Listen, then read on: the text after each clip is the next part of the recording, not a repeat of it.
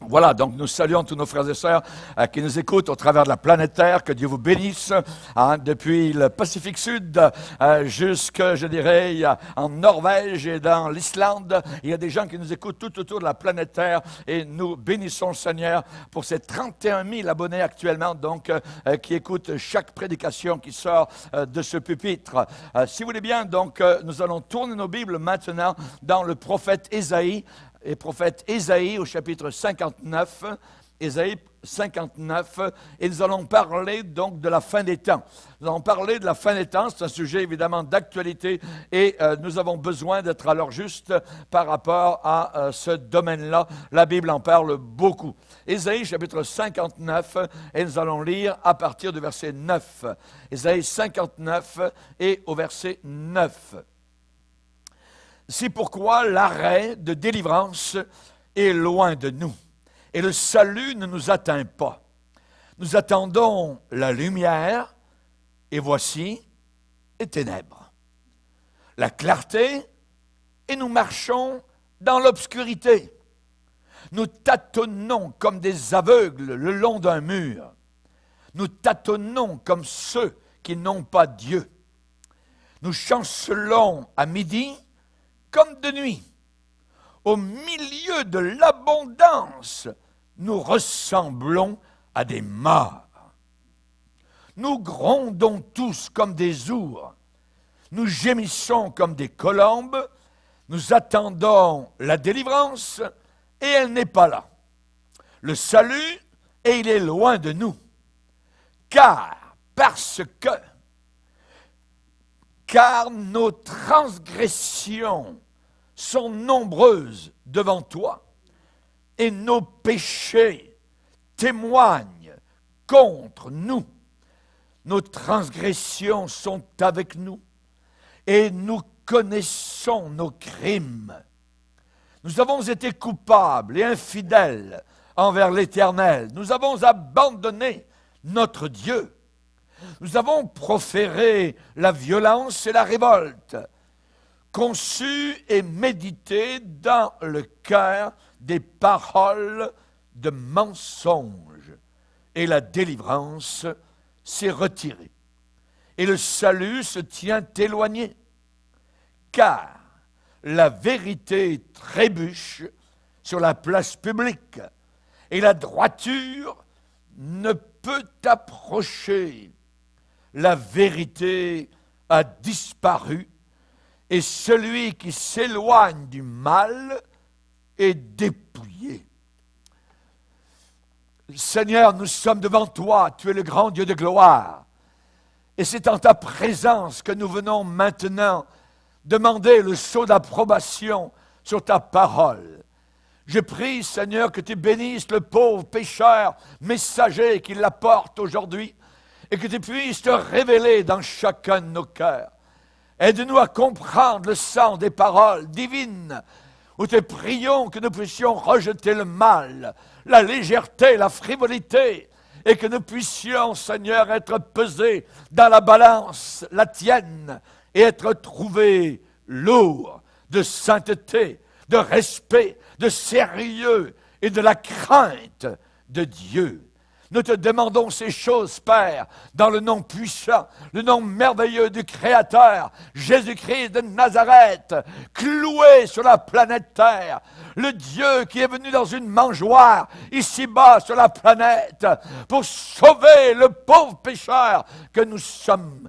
Merci Seigneur, dans le nom puissant et merveilleux de Christ. Amen. Et tout le peuple dit Amen, amen. On peut s'asseoir, frères et sœurs. La fin des temps. La fin des temps. Nous sommes à la fin. Il n'y aura pas, je pense, encore un autre siècle, ou 2, 3, 4, 5 siècles. L'éternité a été placée dans nos cœurs par le Seigneur.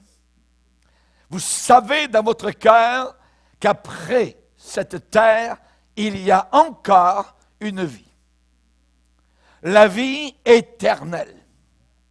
Cette génération d'incrédules, génération poussés par Satan, croient qu'ils pourront avoir la vie éternelle au travers de la technique, de l'intelligence artificielle. Quel mensonge! The big lie, le grand mensonge qui sera avalé par qui? Par ceux qui n'ont pas reçu l'amour de la vérité. C'est la vérité qui libère. Les demi-vérités ne libèrent pas. Le mensonge vous enfonce vers les ténèbres de l'enfer. Nous sommes actuellement à la fin des temps. Cette expression revient souvent dans les Écritures. Il y a un plan diabolique de Satan actuellement qui est en train de progresser, permis par le Dieu éternel.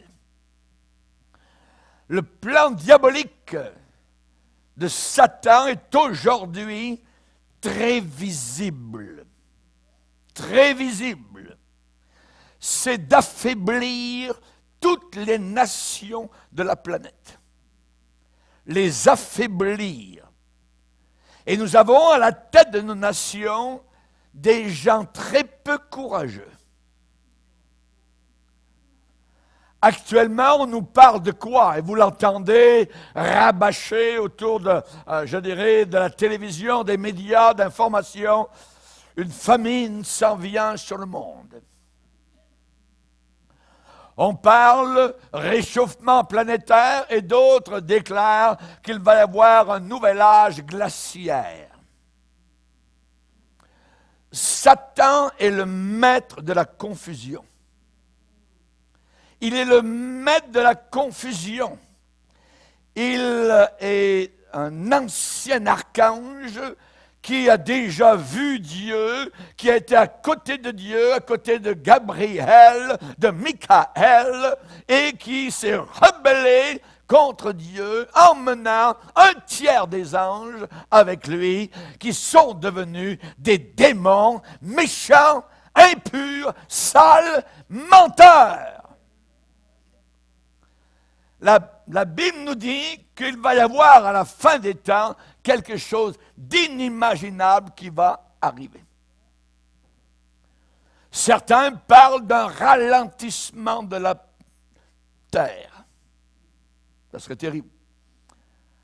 On nous parle d'abeilles mortelles qui peuvent infecter le monde. On nous parle de l'axe terrestre qui est actuellement de 23 degrés, qui est en train de changer, je ne sais pas. On nous parle de toutes sortes de choses. On nous parle de grands changements d'air, airstream, en train de changer autour de la planète Terre. On nous parle de la ceinture de protection qui est autour de la planète Terre, qui est en train de s'effriter et de se déchirer au-dessus de la planète. Au travers de tout cela, si vous voulez faire une dépression, restez collé à votre téléviseur.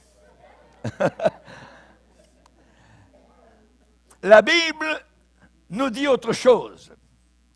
Et c'est Ésaïe qui donne son témoignage et qui dit « Ainsi m'a parlé l'Éternel quand sa main m'a saisi et qu'il m'a averti. » De quoi? Il m'a averti de ne pas marcher dans la voie de ce peuple. N'appelez pas conjuration tout ce que ce peuple appelle conjuration. Ça veut dire n'appelez pas complot tout ce que ce peuple appelle complot. Ne craignez pas ce que ce peuple craint et ne soyez pas effrayés. C'est l'Éternel des armées que vous devez sanctifier. C'est lui que vous devez craindre et redouter. Ne craignez pas ce que ce peuple craint. Alléluia.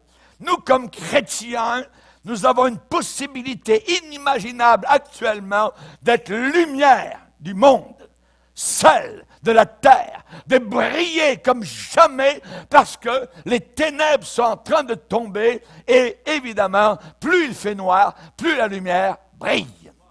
Alléluia. Ne craignez pas ce que ce peuple craint.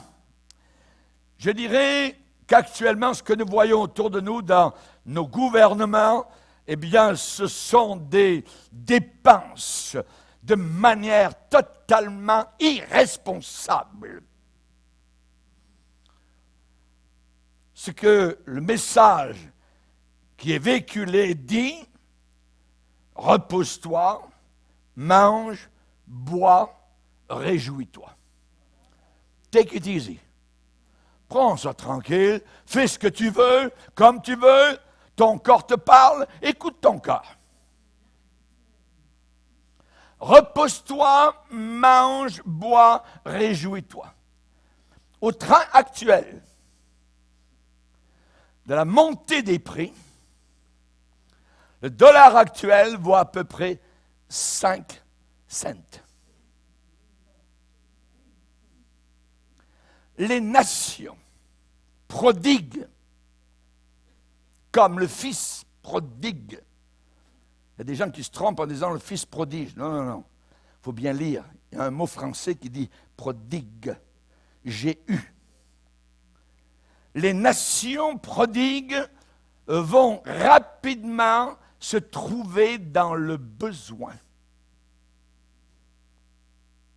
Qu'est-il dit dans la Bible au sujet du fils prodigue, quand il eut tout dépensé, quand les caisses ont été à vide, une grande famine survint dans ce pays et il commença à se trouver dans le besoin. Les nations vont commencer, après avoir dépensé des milliards ici, des milliards là, et ainsi de suite, vont se trouver dans le besoin. Jésus a dit que les hommes vont rendre l'âme de terreur dans l'attente, juste à attendre ce qui surviendra pour la terre. Ça sera terrorisant. L'inflation actuelle, galopante, rampante, montre que c'est la fin rapide du système de libre entreprise. L'alternative à cela, c'est quoi? Qu'est-ce qui nous reste? La dictature. La dictature. Et Satan est le maître du chaos. Derrière le rideau de la scène mondiale, il y a quelqu'un qui tire les ficelles. Le chaos. Nous connaissons le plan du diable, Jésus l'a dit, en 3 verbes d'action. Dérober, égorger, détruire. Quand vous êtes arrivé non seulement à marier 2 hommes ou 2 femmes, mais que vous commencez à déclarer qu'un homme peut être enceinte et porter des enfants, vous êtes rendu très loin. Vous êtes rendu très loin. L'homme n'a jamais dans son cœur la capacité de porter des enfants. Mais voilà ce qu'il pense. Nous sommes rendus à un point inimaginable de rébellion totale contre Dieu. Ne croyez jamais les scientifiques qui disent prendre soin de la population. Dans leur laboratoire derrière, ils sont en train de travailler pour mélanger l'animal avec l'homme. Ils le font. Vous avez déjà vu dans l'Antiquité, en Syrie, en Égypte, ces humains avec des têtes d'animaux.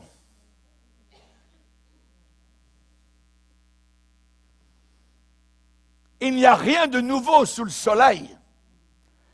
À ce moment-là, vous commencez à entrer dans les puissances diaboliques.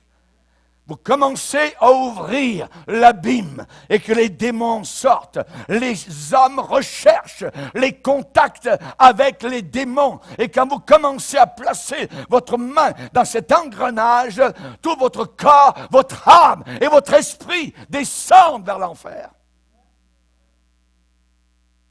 On ne joue pas avec des démons méchants, séducteurs. La seule antidote, c'est le chrétien revêtu du casque du salut, l'épée de l'esprit qui est la parole de Dieu, la cuirasse de la justice, les chaussures que donne le zèle de l'évangile. Et il s'en va écraser les démons. Jésus a dit, je vous ai donné le pouvoir de marcher sur les puissants diaboliques et les démons, et rien ne pourra vous nuire. Alléluia. Rien ne pourra vous nuire. Restons fidèles à la parole de Dieu. Serrons bien l'épée de la parole du Seigneur. Nous devons nous attacher aux choses que nous avons entendues, de peur que nous soyons emportés loin de ces choses-là. Les hommes méchants et imposteurs avanceront toujours plus dans le mal, égarant les autres et égarés eux-mêmes. Toi, demeure dans les choses que tu as apprises et reconnues certaines. Bouge pas. Ne modernise pas l'Évangile. Ne fais pas danser l'Évangile à la flamme de l'enfer. Quand il eut tout dépensé, une grande famine survint dans ce pays et il commença à se trouver dans le besoin.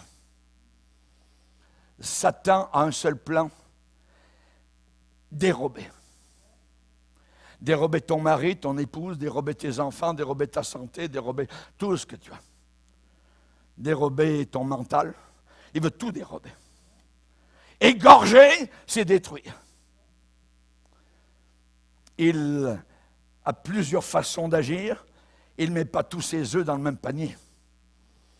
Il est très, très intelligent et tu ne pourras jamais compétitionner avec lui.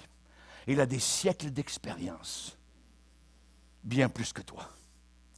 Le seul moyen, c'est de lui résister. La Bible dit résister au diable. Nous avons le pouvoir de résister. Le Seigneur nous a donné 2 pouvoirs particuliers. À tous ceux qui ont reçu la parole divine, Dieu nous a donné le pouvoir de devenir enfants de Dieu. Pouvoir, c'est un pouvoir. Je suis un enfant de Dieu. Je suis né, je suis dans la famille de Dieu. Je suis né une 2e fois.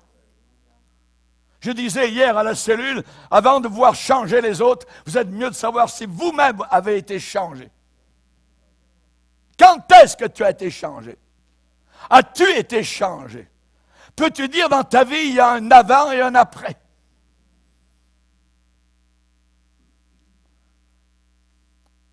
Aujourd'hui, les taux hypothécaires sont en train de bondir, de monter, tellement élevés qu'il y a des jeunes gens qui ne pourront même plus acheter, je dirais, une maison, ne pouvant plus faire leur paiement hypothécaire. Des petits hommes d'affaires sont au pied du mur. Elles seront de plus en plus. Dans Ésaïe 24, il est dit, le pays est triste, épuisé. Les habitants sont abattus et languissants, et les chefs, les leaders du peuple sont sans force. Sont sans force. On parle d'épuisement, on parle de tristesse, d'abattement, d'être languissant. N'est-ce pas, je dirais, la peinture générale de notre génération? Quand vous avez 15% aux États-Unis de drogués, 15% de la population, ça va monter. Vous faites ce que vous voulez avec une population de drogués. J'ai été très attristé quand j'ai prêché à Naples, à Napoli, en Italie, lorsque, dans un grand parc du centre-ville, c'était rempli des centaines de jeunes qui étaient là, couchés, drogués, passant la nuit. Là, la police ne se sent pas quoi faire. Nous sommes rendus là où Satan, est en train d'emmener les gens vers l'enfer. L'enfer éternel. Avez-vous vu cette cérémonie diabolique lorsqu'il y a eu, il y a quelques années, une inauguration d'un très long tunnel en Suisse? C'était et beaucoup de ceux qui étaient là, même des leaders, des chefs de gouvernement présents, ne savaient même pas ce qui se passait. Ils se sont demandé à quoi cela ressemblait. Mais c'était une invocation, une ouverture pour demander aux démons de venir. C'était de descendre en enfer et de demander que l'enfer soit ouvert. Ils vont l'avoir ouvert durant la grande tribulation.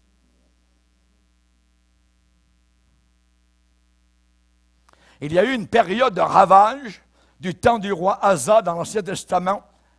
Et il dit, dans ce temps-là, il n'y avait pas de sécurité dans le pays. Pour ceux qui allaient et venaient, parce qu'il y avait de grands troubles, ça veut dire de grandes contrariétés.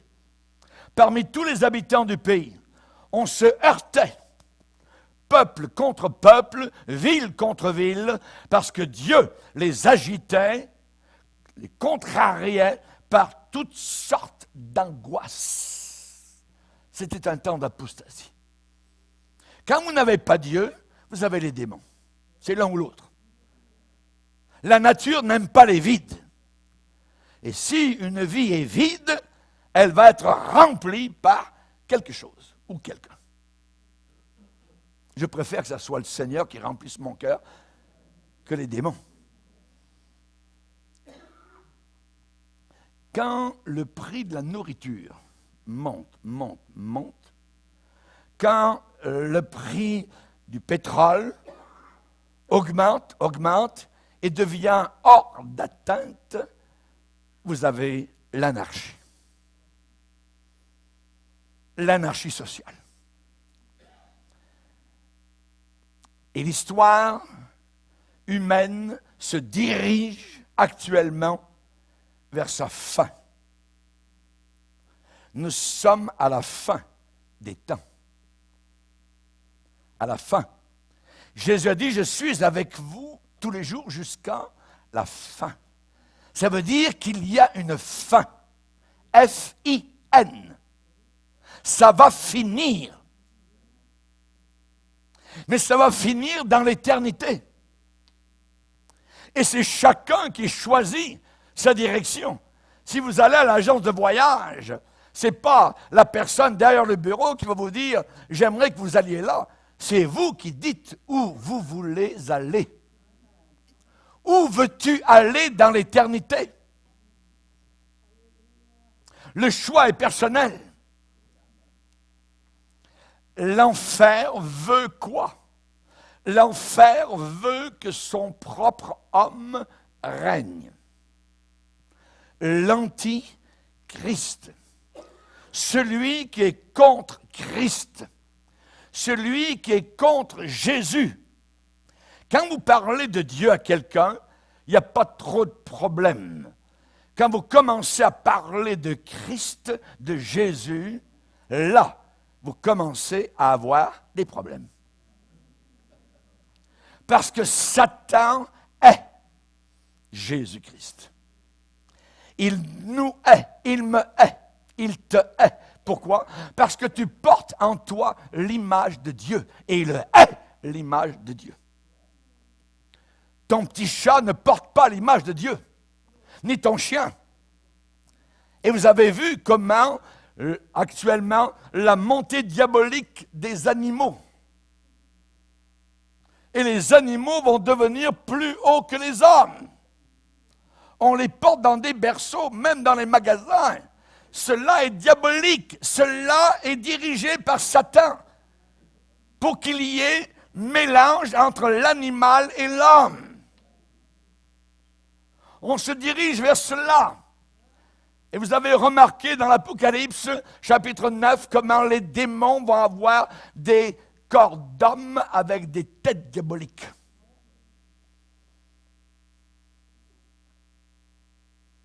Nous sommes à la fin des temps. Nous sommes à la fin des temps. L'enfer veut que son propre homme règne et que cet homme soit adoré par toute la terre. Et comme cet homme est possédé par Satan, le sera par Satan, alors Satan sera adoré sur toute la planète Terre. Il a toujours voulu se faire adorer. Il a vu là-haut dans la gloire, avant même que la terre n'existât, l'adoration donc de toutes les créatures de Dieu. Il a vu cela et s'est dit, pourquoi pas moi? Et il va l'avoir, cette adoration, par une population totalement ignorante, une population rebelle au Créateur. Est-ce possible? La Bible l'appelle l'homme du péché, l'appelle l'impie, onomos, sans loi, l'antichrist, contre le Christ, l'adversaire, plus que cela, le fils de la perdition, fils de l'enfer.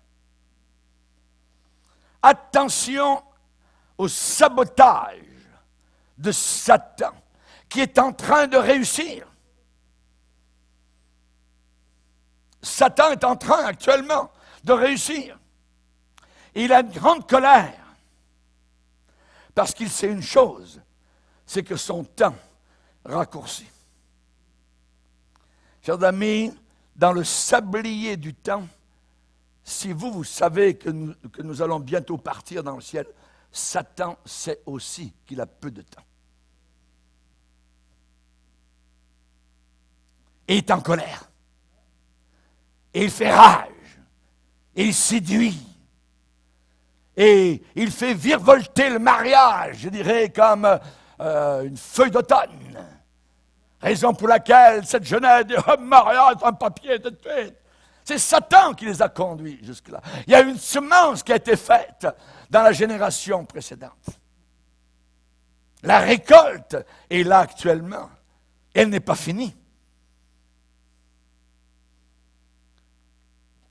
Jésus a fait une déclaration, je vous ai tout dit d'avance. Vous voulez savoir d'avance? Lisez la Bible. C'est le seul livre de Dieu. C'est le seul livre de Dieu. Qu'est-ce qui se passe-t-il aujourd'hui? Puisque nous sommes à l'ombre de la fin des temps, en attente, avec nos valises, prêts au départ, instantané et soudain, en haut de la terre, à la rencontre du Seigneur dans les airs. L'Église, je répète, ne passera pas par la grande tribulation. Jamais! Nous n'avons pas été destinés à la colère, mais à l'acquisition du salut. Que voyons-nous aujourd'hui? Un chantage atomique. Le chantage atomique, je dirais, est en train de revenir sur la scène. La manière de vivre internationale aujourd'hui, eh bien, fait en sorte que les gouvernements sont manipulés par des menaces. Je détruis ton royaume si tu ne te soumets pas. On appelle ça du chantage.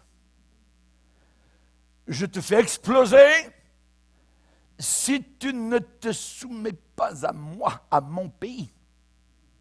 J'ai en main la bombe atomique. Et il y a de plus en plus actuellement de nations qui acquièrent ce matériel, ce savoir-faire. Pourquoi? Pour pouvoir menacer, pour posséder la menace. Jésus a dit qu'à la fin des temps, une nation s'élèvera contre une autre nation. Mais il a ajouté, et un royaume s'élèvera contre un royaume. Une différence entre nation et royaume. La nation, elle est délimitée par des frontières. Le royaume peut s'étendre bien plus loin que les frontières nationales. On parle de coalition. On parle de plusieurs pays, de domination contre d'autres dominations. Aujourd'hui, on pourrait dire un bloc contre un autre bloc. La Chine contre l'Occident. L'Occident contre la Russie. Vous entendrez parler de guerre et de bruit de guerre. Le mot provocateur, c'est quoi? Vas-y, lève-toi, vas-y, bats-toi. Lève-toi. C'est ça le chantage. Et le chantage actuellement est en train de monter en escalade. Et le chantage arrive tôt ou tard, un jour ou l'autre, à un point d'éclatement. Jésus-Christ a vu le jour où les nations ne seraient plus indolentes les unes à côté des autres. Non. Et ce modèle national qui est là depuis des siècles, où quelques colosses ont exercé un commandement sur d'autres nations, ce modèle-là est en train de s'évanouir actuellement et de disparaître. Les pays petits, limités, ont cette arme, l'atome, la bombe atomique. Ça veut dire que ceux qui jouent dans les nations, dans la ligue mineure, sont aussi forts que ceux qui jouent dans la ligue majeure. Ils ont la bombe atomique. La menace nucléaire nous fait regarder à la Genèse. Chapitre 2, où le Seigneur va dire, « Tu ne mangeras pas de l'arbre de la connaissance du bien et du mal, car le jour où tu en mangeras, tu vas mourir. » Le jour où la première bombe atomique a explosé de façon expérimentale dans un désert au sud des États-Unis, ceux qui l'ont provoqué ont dit, « Nous avons créé l'enfer. » Et on a vu les résultats à Nagasaki, au Japon, et ainsi de suite. Les Japonais se sont rendus. Et le général MacArthur s'est retrouvé sur le navire en train de signer la reddition des Japonais. Devant la bombe atomique, vous pliez. Tu ne mangeras pas de l'arbre de la connaissance du bien et du mal, car le jour où tu en mangeras, tu mourras. Ça, c'est le prix de la connaissance interdite. Et nous l'avons. Si un tel matériel est volé par des criminels, des hors-la-loi internationaux, des hors-la-loi politiques, alors à ce moment-là, il pourrait polluer littéralement des villes entières avec des déchets atomiques jusqu'à ce que leur demande soit accomplie, réalisée. Depuis Hiroshima, le mot désolation est entré dans le vocabulaire. La Bible annonce la venue de l'homme du péché, l'impie, le sans-loi, l'onomos, l'antichrist, l'adversaire, le fils de la perdition. Il va réussir à porter le titre de abomination de la désolation. Ce n'est pas des petits mots. abomination de la désolation. L'Antichrist sera le plus grand brigand, gangster de tous les temps. Ésaïe 13, c'est pourquoi toutes les mains s'affaiblissent. Tout cœur d'homme est abattu, sont frappés d'épouvante, des spasmes et des douleurs les saisissent, et ils se tordent comme une femme en travail, se regardant les uns les autres avec stupeur. Est-ce possible? Ce qui s'en vient, chers amis, devant nous est terrible, un point de non-description. Rappelez-vous, toute avance technologique dans les siècles passés ont toujours été utilisées pour la guerre. Toutes les avances en technique, en technologie, ont toujours été utilisées pour la guerre, pour tuer. Est-ce que cette tendance actuelle que nous voyons autour de nous va faire exception? Non. Absolument pas. On va tourner la page. On va laisser le chantage atomique. Sous l'ombre de la fin des temps, nous sommes en train de vivre au milieu des poubelles de l'enfer. Des poubelles. Saleté, corruption, conduite immorale, législation de lois sexuelles abominables et flagrantes aux yeux de Dieu,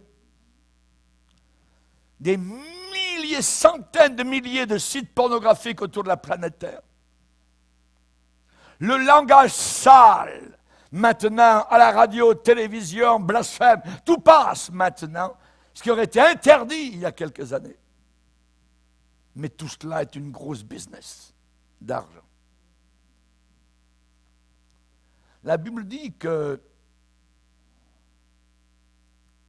l'amour de l'argent est la racine de tous les maux.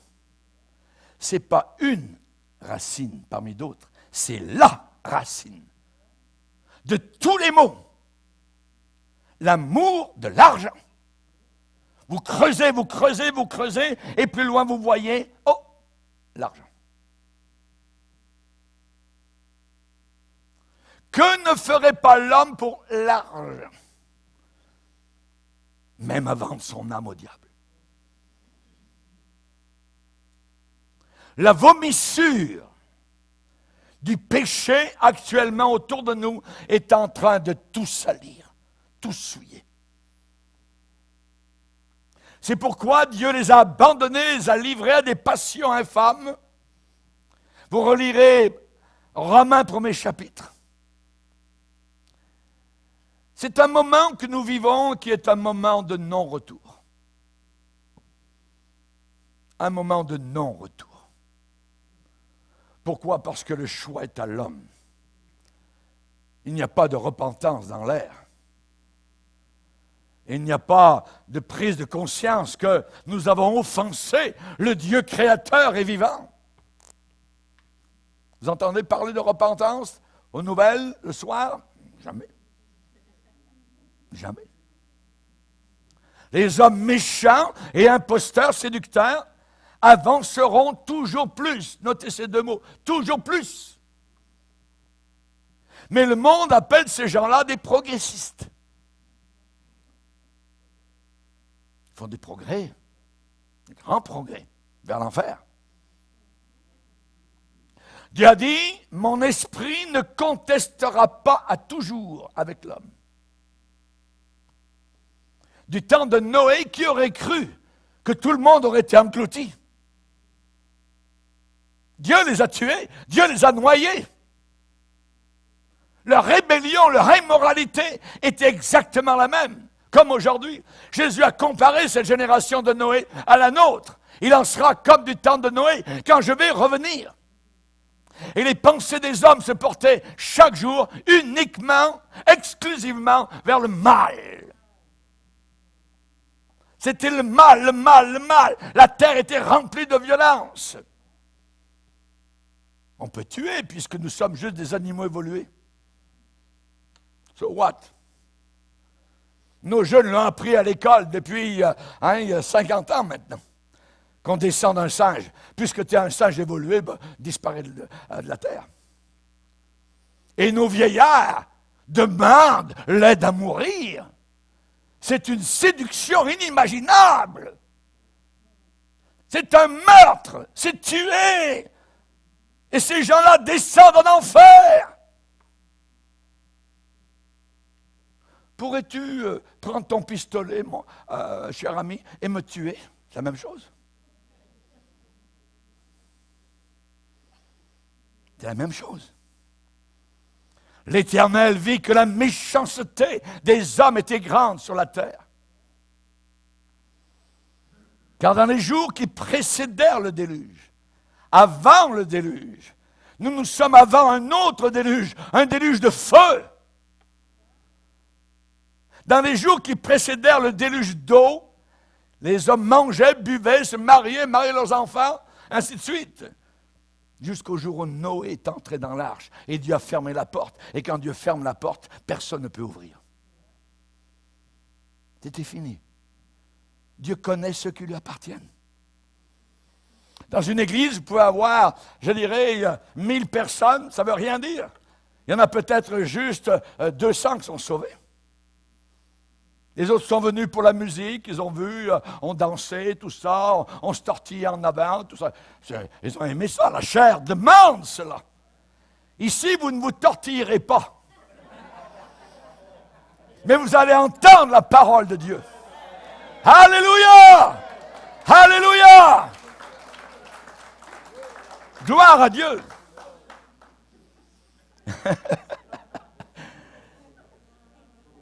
Satan est l'homme. Satan a une haine terrible face à l'homme. Et il veut lui enlever sa noblesse. Il veut lui enlever sa respectabilité, sa dignité. Satan, en réalité, est l'image de Dieu en nous. Parce qu'en nous, nous avons le souffle de vie. Et ce souffle nous a été donné par Dieu. Il est ça. Et c'est la raison pour laquelle il est le prince de la mort. ISIS, au Moyen-Orient, un des jeunes interviewés a déclaré « Nous aimons la mort. » Nous, chrétiens, nous aimons la vie. Et nous avons la vie éternelle. Et nous ne craignons pas la mort. La mort pour nous est un gain. On sait où on va. Satan pousse l'homme vers quoi? Vers l'égout. Vers la poubelle. Pas à côté de la poubelle. Il veut le faire entrer dans la poubelle pour qu'il devienne lui-même poubelle. Déchet. C'est ça l'œuvre de Satan. Peut-être qu'un jour vous étiez dans la poubelle, mais une main secourable est venue, celle du Seigneur, qui vous a retiré, extirpé. Rendez grâce à la main percée, la main du calvaire, qui vous a amené au salut et qui vous a délivré des poubelles. Alléluia. Satan pousse l'homme à la banqueroute morale. Lucifer a poussé l'apôtre Pierre dans un langage sale. Il a blasphémé. Le dragon pousse Judas à trahir Jésus. C'est Satan.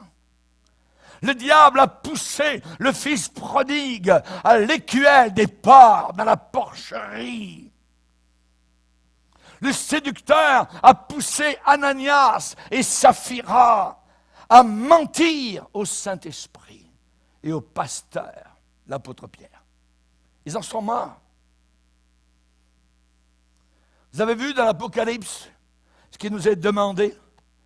Il est dit à la fin, quand Jésus dit « Je reviens bientôt », soudainement, le temps est proche, que celui qui est injuste soit encore injuste, que celui qui est souillé se souille encore.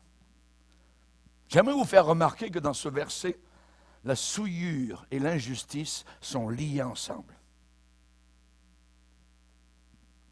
L'injustice et la souillure. Quand une femme va dans le lit d'un autre homme, femme mariée, c'est injuste. C'est totalement injuste. Parce qu'elle a dit devant Dieu et devant les hommes, jusqu'à ce que la mort nous sépare, chérie.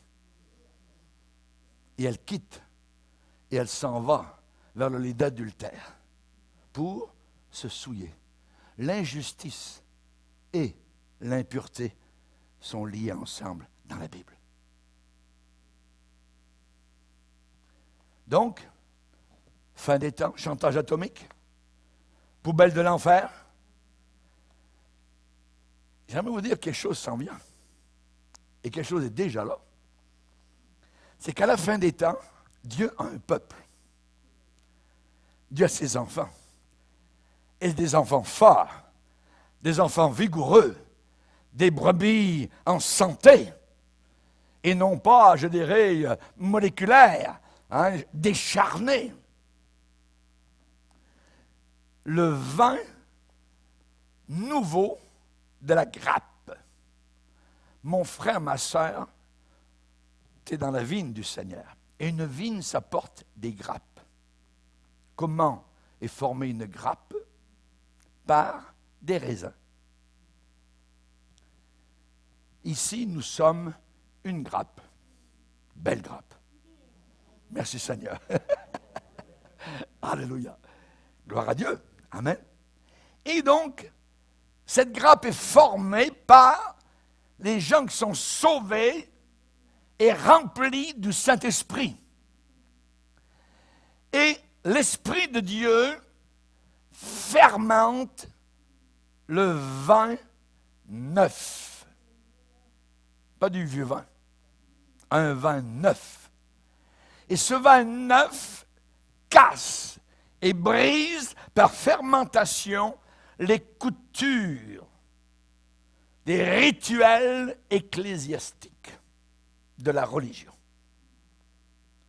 Quand un chrétien est sauvé, c'est merveilleux, il n'a plus besoin de cierge, ni de messe, ni de pèlerinage, ni de quoi que ce soit, parce qu'il a la table du Seigneur, il a un pèlerinage journalier vers le trône de la gloire, et il a un seul prêtre qui s'appelle Jésus-Christ. Alléluia. Et nous avons cela. Et la Bible dit, quand il se trouve du jus dans une grappe, Ésaïe 65, 8, quand il se trouve du jus dans une grappe, on dit, ne la détruis pas. Car il y a là une bénédiction. Et Dieu d'ajouter, j'agirai de même pour l'amour de mes serviteurs. Quand il se trouve du jus dans une grappe, es-tu un raisin sec? Moi, j'aime les raisins. Mon épouse en achète régulièrement. Mais dès qu'il y a un raisin qui est sec ou pourri, tout ça, tout poubelle. Moi, j'aime les raisins qui sont bien croquants, vous voyez, juteux, tout ça. J'imagine que vous aussi. Hein? C'est la même chose dans l'Église. Sommes-nous remplis de jus? Quand il se trouve du jus dans une grappe. Et cela n'a rien à faire avec l'âge de la personne. Absolument pas. Et je dirais que ceux qui goûtent le vin, généralement, sont des gens qui ont toujours des soupçons. Est-ce le bon vin, il vient de cette année, ainsi de suite. Ils goûtent. Ils regardent en arrière avec une sorte de sagesse, je dirais, imposante. Ils admirent la fermentation, oui, des petites bulles, tout ça. Mais ils observent cela de loin. De loin. Généralement, ils préfèrent analyser le vin que de participer à ce vin-là, à cette fermentation. Je ne parle pas de vous enivrer, là. De toute façon, il doit y avoir une nouvelle onction pour la récolte de la fin des temps, tant que nous ne sommes pas partis de cette terre. Le Seigneur a dit dans les derniers jours, les jours de la fin, je répandrai mon Saint-Esprit. Je répandrai mon Saint-Esprit. Il le répand sur nous aujourd'hui. Il veut encore le répandre. Il veut encore sauver. Tant que la dernière personne qui n'est pas sauvée ne l'est pas, l'Église va rester. Dieu a encore des raisins, des grappes qu'il veut remplir, je dirais, de son bon jus, son bon goût. Dans Michée 7, le prophète déclare « Malheur à moi, car je suis comme à la récolte des fruits, comme au grappillage après les vendanges. » Qu'est-ce qu'il est en train de dire? Il dit « Je ne participe pas à la grappe, c'est juste un petit grain ici et là. » Il y a des gens ils vont d'une église à une autre, ils vont grappiller ici. Oh, là-bas, il y a des réunions, là-bas, voyez. Au lieu de s'enraciner dans la grappe, dans la vigne du Seigneur, là où les grains sont remplis de jus, c'est un grain ici, un grain là, tout ça. Ils ne sont jamais satisfaits. Jamais. Voyez. Malheur à moi, car je suis comme à la récolte des fruits, comme au grappillage après la vendange. Point de grappe à manger, point de ces primeurs que mon âme désire. La faim spirituelle va grandir à la fin des temps. Parce qu'il va y avoir une famine. Parce que les faux évangiles vont continuer à pulluler tout autour. Parce qu'il va y avoir des gens tordus qui vont juste vous enseigner à avoir du succès, à avoir de la réussite, comment mettre la musique, tout ça. Chers amis, je n'ai même pas besoin de musique. L'adoration, ce n'est pas la musique. Merci pour la musique, mais ce n'est pas ça qui nous intéresse. Mon fils est musicien, il est en train de rire. Vous voyez, mais on pourrait vivre comme Église sans musique. Certainement. Il y a des églises en Afrique où j'ai prêché, ils n'ont même pas de bâtiment. Ils se rencontrent sous un grand baobab, à l'ombre, et là, l'Église est là. Ce sont les chrétiens. Merci Seigneur. Mais il va y avoir une fin pour trouver le véritable évangile. L'évangile qui satisfait, l'évangile qui nous défie par rapport à nos propres péchés, l'évangile qui nous attire et nous amène au pied de la croix pour que nous soyons cassés, brisés devant le sang qui a coulé, le sang de Jésus. Amen. Alléluia, gloire au Seigneur, que Dieu soit béni. Il y a une promesse de lumière. Le Seigneur a dit qu'il amènerait sa lumière. Alléluia. Nous attendons la lumière, voici les ténèbres. Nous attendons la clarté, nous marchons dans l'obscurité. Mais cependant, le Seigneur a déclaré qu'il viendrait. Alléluia. Pour ceux qui l'attendent, pour ceux qui l'ont reçu, pour ceux qui aiment la lumière, qui ne veulent pas vivre dans les ténèbres, ceux qui sont prêts à reconnaître leurs péchés, leur misère. Que de gens religieux, mais perdus dans nos églises évangéliques. Que Dieu nous aide. Baissons nos têtes et prions le Seigneur. Alléluia. Seigneur, nous sommes devant toi et nous sommes parvenus à cette fin des temps. Nous te demandons pardon pour nos péchés, Seigneur. Nous voulons nous humilier, nous voulons avoir du poids. Nous ne voulons pas être trouvés légers. Comme tu as dit dans le prophète Naoum, je t'ai trouvé léger, alors j'ai préparé ton cercueil. Seigneur, aide-nous. S'il te plaît, Seigneur, autour de nous, dans nos familles, nos enfants, nos petits-enfants, nos parents, nos grands-parents, ceux qui ne te connaissent pas, nous te demandons d'avoir pitié d'eux, car ils vont entrer dans une période inimaginable sur cette terre. Nous te demandons, Seigneur Jésus, de nous aider à être lumière, à être sel de la terre, comme une ville sur une montagne qui ne peut pas être cachée. Elle ne pas cacher sous le boisseau la vérité. Dans le nom puissant de Jésus, Amen. Et tout le peuple dit Amen. Gloire à Dieu. On va se lever ensemble, frères et sœurs.